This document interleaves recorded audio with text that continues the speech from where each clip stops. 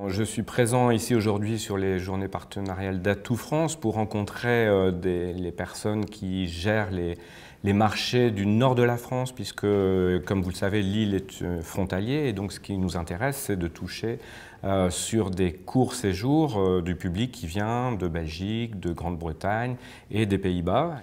Eh bien écoutez, dans le cadre de Lille 3000, on a plusieurs volets, plusieurs on va dire étages de communication, et particulièrement la communication internationale, puisque ce qui est important pour nous, c'est de faire venir du public de l'international.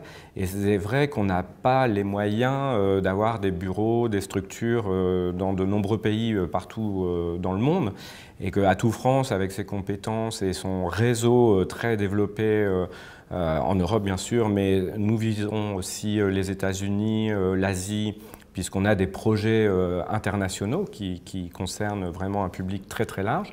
Donc de pouvoir nous accompagner sur la presse, l'accueil presse. On fait beaucoup d'accueil presse international, ça c'est vraiment le cœur de notre action, on va dire.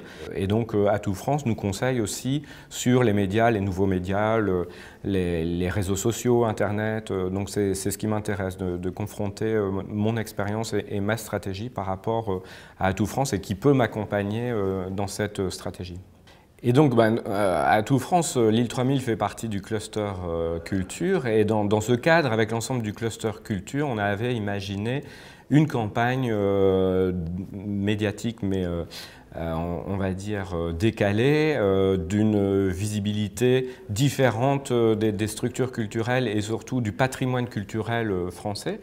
Et c'est pour ça qu'on avait pensé à faire venir et à faire travailler Maya Flore sur une sorte de road trip français, avec un regard complètement décalé, des mises en scène originales, et pour donner une image justement moderne et attractive à des lieux d'histoire qui représentent évidemment la culture française. Alors donc avec Atout France, on a une histoire qui commence à être assez longue, on va dire, puisque ça a commencé en 2002-2003, lorsque Lille était capitale européenne de la culture.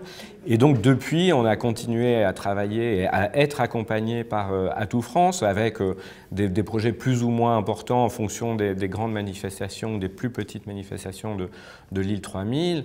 Et c'est vrai qu'on a un rapport quand même assez proche, assez convivial. On a une expertise qui est prodiguée de manière très professionnelle, mais avec un lien très, on va dire, presque sympathique, quoi. Donc c'est toujours très agréable en effet de travailler avec les membres d'Atout France.